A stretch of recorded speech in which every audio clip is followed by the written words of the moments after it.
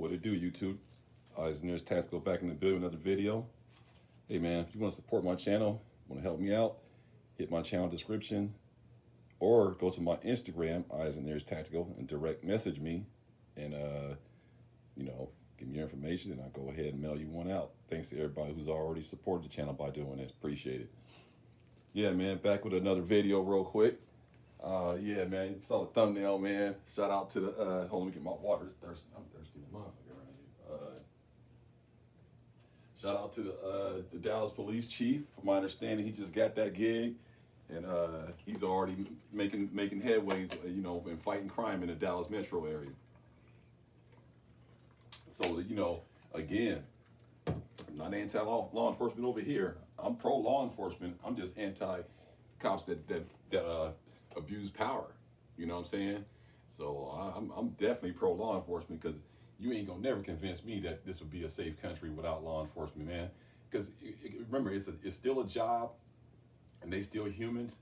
I just have a big problem when they actually go into that type of work, looking to actually, cause destruction on communities and extort people and rob them and set them up. No, man, do your job the right way. Do your investigation, do your arrest, and do what you gotta do. But all that beating people down, riding up on people, taking advantage of street walking girls and all that kind of stuff. They it's some dirty ass cops for sure in America, definitely. But we still got to keep in mind there's some pretty decent ones too. I never really hear anything about them, unfortunately. Every time I turn the news, it's about a cop being dirty, busted, or a chief, or a correctional officer, somebody being very, very shady, very, very shisty, and abusing power. Now, why we don't hear all the positive stories, I have no idea. But if someone got a link to a channel where all these positive stories about cops doing their job the right way and the correct way, send them my way. I'll be glad to run the story, but I can't find any. So it leads me to believe that there's a lot more corrupt shit in law enforcement than it is positive stuff. But with that being said, there are people that's still out there in the front line doing the best they can and doing it the right way. They just might be getting washed out by all the corrupt cops. So I salute the chief of police in Dallas. I guess the old chief had a little system already in plan, and he kind of picked it up and and ran with it. So let me show you this clip. It's kind of disturbing when you see how many violent criminals are on the street roaming around all across America. This is just one city, Dallas. It's a huge city, but this is just one city. We got a whole bunch of cities in America, and farm towns and rural areas where there's just felons and criminals just roaming around doing whatever they want to do. So it's nice to know that we got the police actually got the eyes, the target set on people who've already shown that they are criminals and don't have no regard for human life or the law or law and order in general. Just don't have no regards for it. Wake up every morning. What can I do corrupt today? Let me see. Who can I rob today? Who can I steal from today? What female can I R? What young girl can I essay? What I'm saying? What kind of text scam can I run? What kind of credit card fraud can I do? How many bad checks can I get off today? Where can I go shoplift and get away? You know what I'm saying? There's people that actually wake up every day going through a whole Rolodex of criminal behavior that they might execute that day. So we need law enforcement to really focus on them. Stop worrying about busting some teenagers at a park smoking weed or whatever. Man, fuck that shit. That ain't doing nothing. You need to be busting some people that's selling pounds of weed to teenagers at a school. That's what you need to be worried about. But yeah, man, hold on. Stand by. Watch this little clip right here. I'm Clarice Tinsley. The new Dallas police chief says his first crackdown on violent repeat offenders was a success. It's called Operation Justice Trail. Fox 4's Alex Boyer is live with results. Alex. Hey, Clarice, the chief says that his first major operation since joining the police department just 5 weeks ago, as you mentioned, was a big success. He says his priority is really getting those repeat violent offenders off city streets, and he says that the results show that it's a big step in the right direction. When I came in, it was like, we have to do this. We must do it. We're going to do it right now. Dallas Police Chief Daniel Como appears to be well past his honeymoon phase. At a news conference Thursday, Como touted the results of his first big initiative as chief, Operation Justice Trail. The goal was to identify and find all felons that were walking around on the streets of Dallas. The initiative builds off the groundwork laid by former Chief Eddie Garcia's Violent Crime Reduction Plan. Over the month of May, law enforcement officers arrested 98 violent felons. 3 have ICE holds. Como says those arrested were responsible for 700 past crimes. So we got the team together and we said, who do we need to make sure we get off the street first? And we put a list together and we started going down the list. Pictures of some of those arrested were put on display at DPD headquarters, as well as some of the most violent offenders still wanted. The operation was led by Assistant Chief Katrina Shedd. Our message is clear. We're putting violent felons on notice. If you're wanted, turn yourself in. Shedd said 163 warrants were cleared. Arrests included violent crimes such as capital murder, aggravated robbery, aggravated assault, sexual offenses, and a range of narcotics and weapons violations. Como said a combination of good police work and the use of the city's camera system right there, led huh? to the arrest. One of the great things about Dallas, we can see you. We're watching you. Dallas County District Good job, Attorney John Chief. Lock Crusoe their said ass he up. knows some of the felons could bond out of jail, but vows to do what he can to keep them there. But at the end of the day, the court sets the bond, and the court decides what to do if there's a bond violation. There's a new law coming on board that will help us, subject to a constitutional amendment vote, but it'll help us get refocused back on that to the judges. And it'll also give the judges probably a few more guidelines to set more appropriate bonds. And we'll have the right to appeal and some other things. Okay, you saw that. Now that's the new appointed chief of police at Dallas. Shout out to him. Apprehended 100 of them, and you saw the face of criminality. You saw it. It's everybody's crew. Everybody is represented in that whole list of 100 criminals, and they are violent criminals, and they've been doing it for a while. And like I said, no one wants to believe me, but a lot of these cats ain't gonna stop, man, until they get put down or locked down. That's the only way they gonna stop, getting put down or locked down. Because if you just keep letting them bond out, man, they gonna just keep doing it. They gonna violate their probation as soon as they get out. Go hang out with somebody that got a gun. Ain't supposed to be around somebody with a gun. As soon as they get out, they're gonna go drink some weed. Drink some alcohol, smoke weed, do some drugs. Ain't supposed to be around none of that stuff. They gonna blow everything off and go right back to their criminal behavior, because the reason being, the prison system is basically a criminal factory. So once you go into that shit early in life and come out, I don't care who you are, you might come out a lot more violent than you went in. And at the very least, even if you ain't violent, you coming out with more knowledge of how to be a criminal. And that is scary, because I'm pretty sure the prison system has taught a lot of guys that were just low grade criminals, meaning like, burglarizing homes, probably stuff like that, or selling drugs or something like that. And then when they go to prison, they come out killers. So the prison system has failed too. And, and rightfully so. That place ain't supposed to be where all the choir boys supposed to be at. So we can't really blame the system on that. This is clear fire, by the way. Let's see this.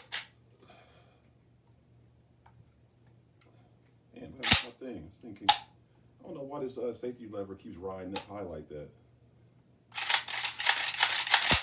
But yeah. I'm pretty sure a lot of those cats go in to juvenile hall, youth authority, YA, and stuff like that, and then they end up graduating, going to the county jail. Then they go to the state pen. That's the university right there. County jail is kind of like junior college. You know what I'm saying? You go to junior college, get your little AA degree, learn how to make a shank, learn how to do all your little food and hustle and all that kind of shit, gamble and all that kind of stuff. Then you graduate to the Fed, and then that's when it's like it's on. Now you're a full-fledged graduate student, and around hardened criminals that ain't ever going home. A lot of those cats in junior college in the county jail, they eventually gonna get out and go home. A lot of those cats doing major time, they're not coming home. So when they in there, they playing for keeps. And then so when those guys get out, that's the only life they know, and they're gonna bring it right to the streets, right to a neighborhood, to you, right to your neighborhood. They're gonna bring it to you wherever they from, and that's why you gotta have stuff like this. Clear firearm, no magazine in there. You need to have you something like this, just to be ready. So they come and trying to approach you, and that's why you got to keep your guns locked up and don't have them in your automobiles and stuff like that, because they rob cars and rob vehicles, and you got this in here. Now you put this in the hands of a criminal. I mean, this is the wrong thing to have in a criminal-minded person's hands. Something like this. This could cause mass destruction. We can't have them with these in their hands, and so we need police chiefs like him to keep the gas pedal down. Clear firearm, Glock 21. We need police chiefs like him to keep the gas pedal down on these criminals, so we can be, with us regular law-abiding citizens, can live our lives. But with that being said, you are your own protector of your own life, so you need to be prepared. Get you a firearm, get some good training, and and then that way, you'll be in a position where you can always be prepared. Now, you already said that there's more criminals out there. That's just Dallas. It's every city. Some cities ain't probably got a little plan like he got, and doing a clean sweep on a whole bunch of cats at one time. So we got to keep that in mind. Like I know for a fact in like L.A. and Oakland and San Francisco and San Diego, man, that's all kind of criminal-minded fuckers just walking around free as a bird. And you heard what he said. A lot of them were in ICE detainment because they're not citizens. So even when the guys that come over here from other countries, they come over here trying to get their hands on these immediately. They don't try to come and get their hands on a job application.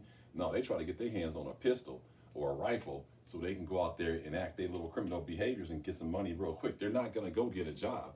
So they're going to go try to rob and set up a crime syndicate to make money. You see what I'm saying? They don't care how they make the money, as long as they make the money, but they're going to definitely do it the criminal way. And that's the problem with the American-born crooks. They are so desperate that they would probably team up with some foreign nationalists and just to get money. Because we all know the foundational Americans, born Americans, if they broke, they don't give a shit. They're not loyal to the flag. They're not loyal to the country at all. They're not loyal to their neighborhoods. They're not loyal to their family members. They're not loyal to anybody. They're loyal to the dollar. So if they run into some cats that's from Central America or China or Haiti or whatever country they from, running a criminal syndicate, they're going to jump right in there full bore and get their hands into it and try to make them some money. It's just the way it is. That's why the cartels are so strong in Mexico.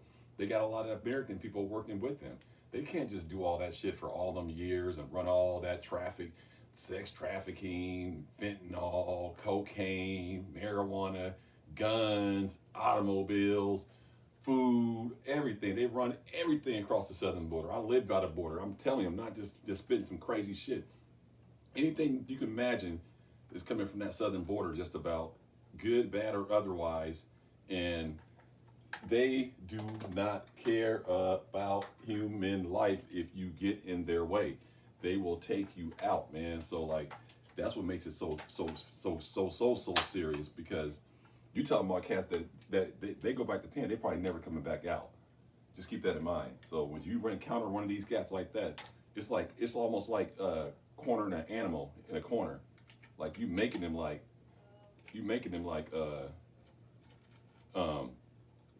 defend themselves. And so you can't really you can't take that chance, man. You can't take that chance at all. Just walking around thinking that everything is everything, and it's not. It's not everything. So safety first at all costs. That's what I like about CNC Warrior Brace. They send you this nice little Allen key to keep tight your shit. I didn't Loctite these things. I mean, that's what I should have did, but okay, now it's all solid again. Yeah, no more wiggle. But yeah, so that's what I'm saying, man. So you might want to take a look at that if you're watching this video and you ain't armed and you don't have something like this. It's a 20-round mag. I like these 20-round mags. Boy, these are sweet. If you ain't got something like this, handy dandy on the ready, go get you something like this. It ain't got to be this, but get something like this. Because they going to come in deep. They're going to come in heavily armed. They're not going to back down. They're not afraid. That's another thing. See, the degular, normal air-breathing American, never done anything wrong, they are terrified of jail or prison, and rightfully so. Shit, most of them would be terrified just to be in the back of a police car, let alone at the facility, at the reception center, when you got to be in there in a cage, a bullpen with 30, 40 cats with all kind of crazy ass crimes and shit. Nah, man, the regular Americans, regular hardworking citizen, they're not ready for that smoke at all. They are not ready for that smoke. A lot of people talk tough in their house and behind their keyboards, and keyboard warriors and tough guys, Call of Duty warriors. Man, let them get inside one of those county jails across America, one of those state pens, or even a holding cell.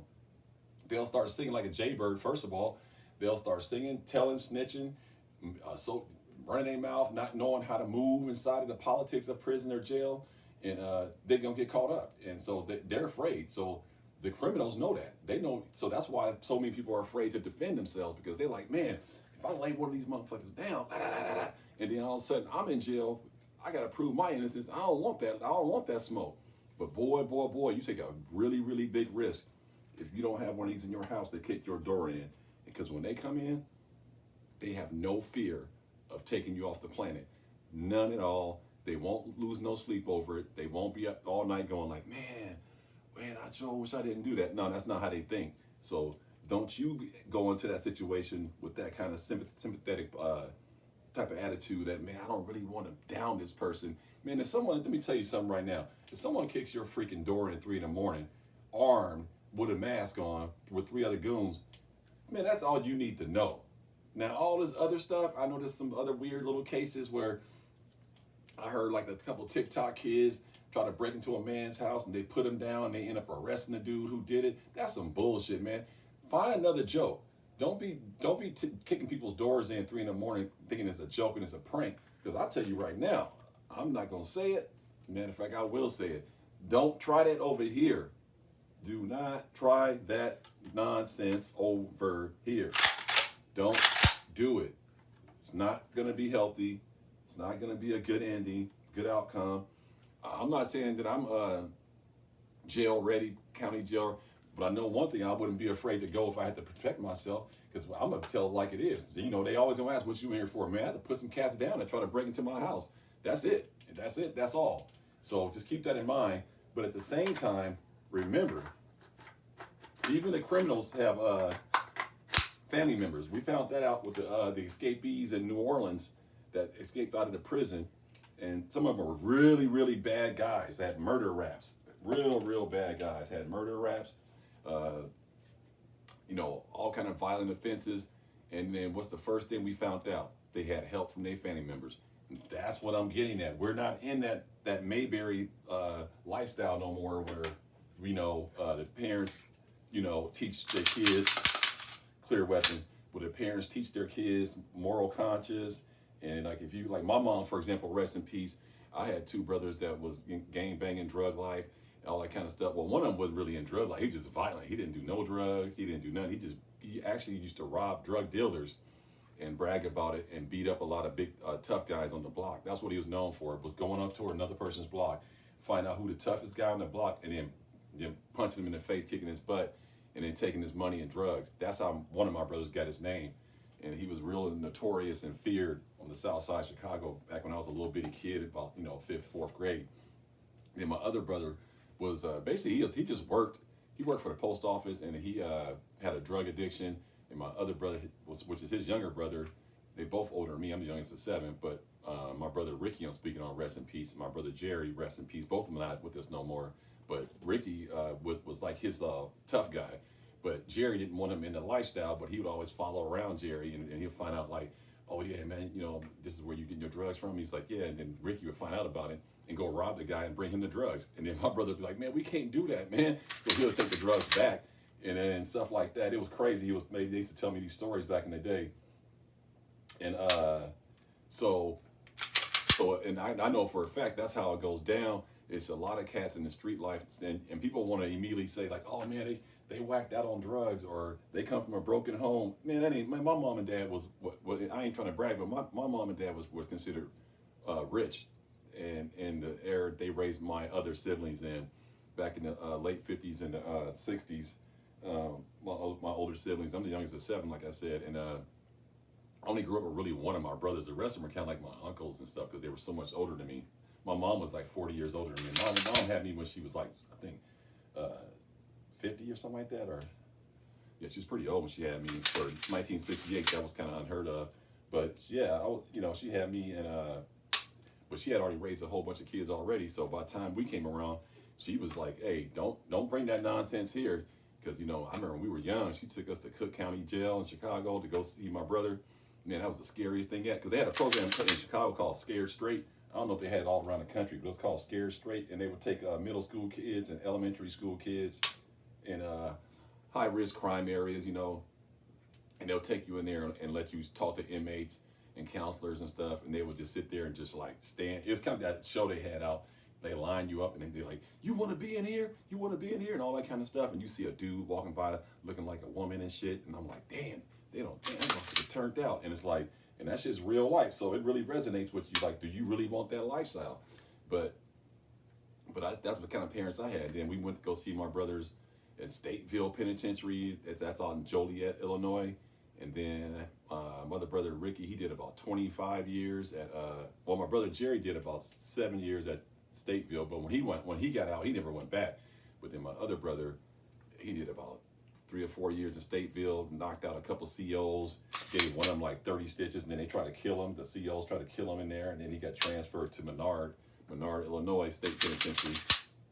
And that's where they send all the real violent offenders that can't make it in the, a lot of them come from Chicago, really, the Menards. A lot of them are from Chicago, and they send all the real bad guys who don't listen at Stateville to Menard. And they break you there because they got those racist ass cats that out there run that prison, and they're known to break city boys, so to speak. And he spent like 25 years there, man. It was crazy, man. But anyway, I'm getting a little bit off the story, a little bit. I just want to share that part. But what I'm just trying to get you to understand is the mindset of a criminal. Once they get indoctrinated into that lifestyle, they're not going to change. They're going to go out that way. That's just the way it's going to be. The rest of their life is going to be criminal behavior. Some do change, some don't. But the only time really you see a really big change is in them lifers. Those guys who are like 65, 70 and been down for 40 years. Then you will start hearing like, man, this ain't the life for you. You don't want this. But no one talks like that when they're going through it in their 20s and their teens, and even someone up in their 30s and mid 40s. You'll still have guys that are just indoctrinated in that lifestyle, and they're not going to stop and give it up. So, the only way you can really get that cancer up out of society is to lock them up forever, or someone's going to put them down in a criminal act, and that's pretty much it. And it doesn't take a real lot of people to really wreck a city, wreck a community. You heard what he said. That was 100 criminals in the Dallas area that were linked to over, what was he said, 700 crimes or 900 crimes? Can somebody roll it back for me? I think it's 900 criminal acts, 100 people.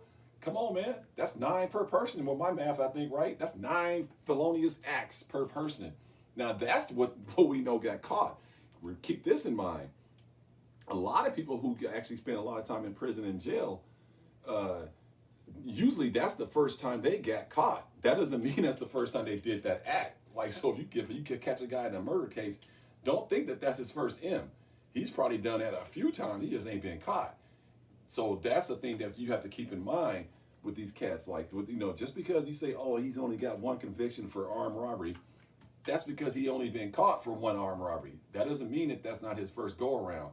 And I think the average American citizen don't look at it that way. They think like, well, he just made a mistake. Give him another chance. Now you really can't, because if they've been doing this since they were a little guy, 12, 13, 14, 15, and going to YA, going to juvie, in and out, getting in fights at school. They try to put him in a rework program. He still knocking people out, blah, blah, blah, blah, still doing crazy stuff.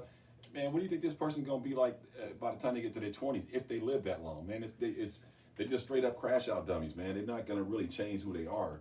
And that's why you, as a citizen, you're not going to change and become a criminal, but you can protect yourself and be ready at all times and have that in the front of your brain that, hey man, it can go down anywhere, anytime. So I need to be strapped, ready to go, trained up, and be ready to protect myself at a drop of a dime. And that's just the way it's got to be. So I just want to touch upon that and let y'all see, law enforcement, they sometimes you get a good chief or a good commissioner, and they try to come in with a little program and try to clean things up. Then the knee-jerk reaction to the general public, like, why are you over here harassing everybody? Nah, man, that ain't the way that go. If you don't want to get caught up in the sting, then don't be hanging out with cats that got hella felonies, hella warrants, break the law on a daily, and then when they come raid, you want to cry and say, like, well, I didn't do nothing. I'm just over here hanging with my cousin, whatever. That ain't how that work, man. That ain't how that work. And I know it's hard because some of these people got family members, but we saw that with the jailbreak. All those guys had help with somebody that they knew, or a family member, or auntie, or a girlfriend, or a wife, or whatever. And that's how those criminals get cultivated into that lifestyle. And like I said this before, you get 3 cats come through your window, boom, you got 3 cats coming through your window, through your door, and you lay them down, you might have to move anyway because they probably are from the communities. Most criminals don't really travel that far doing stuff like that. They kind of in your proximity. So if you smoke one of them, or a couple of them, it will make the news.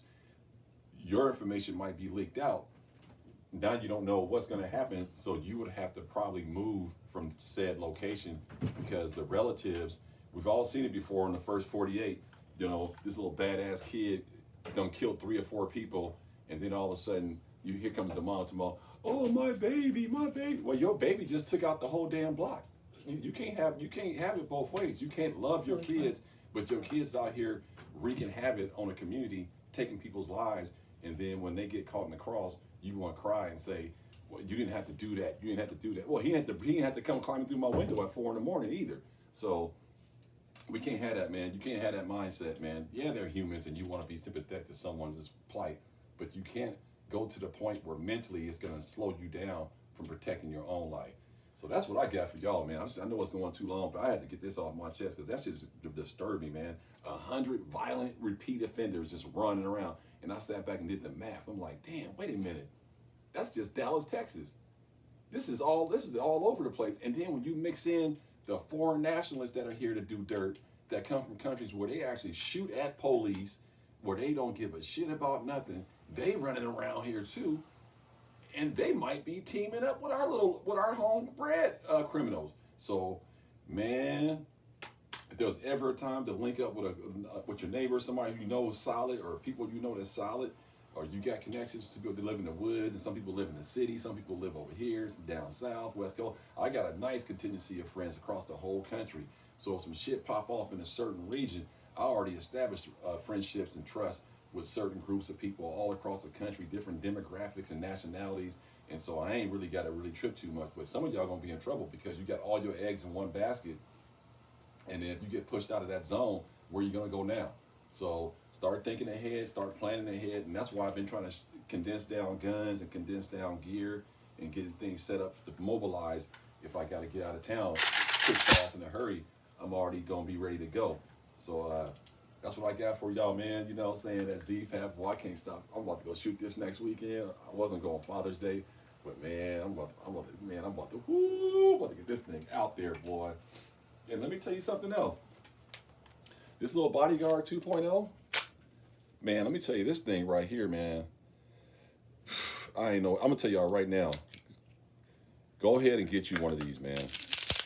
I know I know y'all saying 380, but man, let me tell you. Go ahead and get you one of these, man. This thing is so versatile. You can carry it like unbelievably. I got several holsters for it. I got another one coming from Vetter.